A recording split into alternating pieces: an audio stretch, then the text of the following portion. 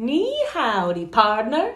Today we're gonna have a rootin' tootin' gunslingin' tumbleweed talk about how America's streets and schools are looking less and less like civilized society and more like the wild, wild west. Yeehaw! Of July 2022, there have been over 300 mass shootings in the United States, leaving over 300 people dead, over 1,000 people injured, and many more wondering why there is such staunch resistance by politicians and pro-gun advocates against even reasonable gun regulations. In part, it's because gun culture is almost synonymous with American culture, and many people have positive gun associations. Maybe they go hunting with their families, for example. There's also this pervasive film trope of the all-American hero rushing in, guns a-blazing, to save the day.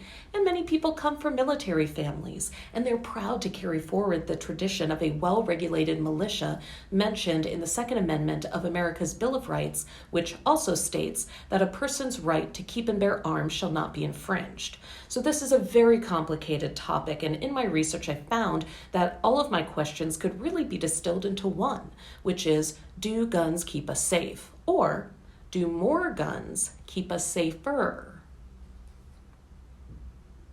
Nope. The only thing that's going to stop a bad guy with a gun is a good guy with a gun.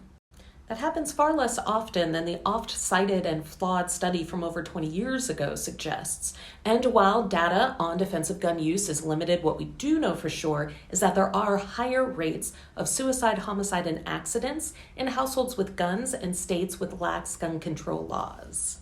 Well, if you take guns away from all those good law-abiding citizens, then only the bad guys will have guns.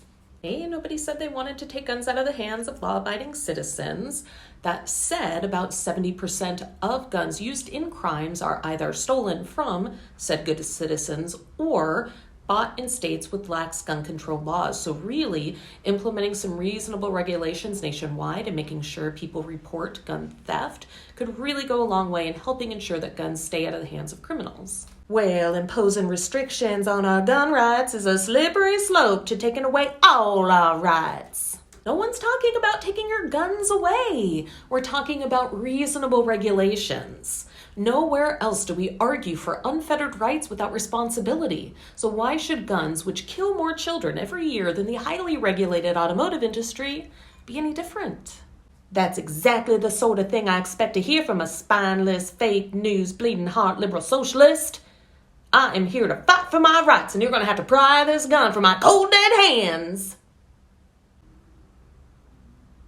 The frustrating thing is that there is this radicalized minority led by people with money and influence. So theirs is the voice that is heard in the media and in the government.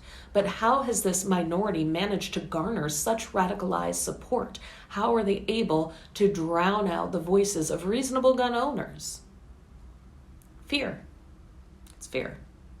When you can convince people that their fundamental way of life, that the very fabric of the country they live in and love is under imminent threat, people will overlook a lot.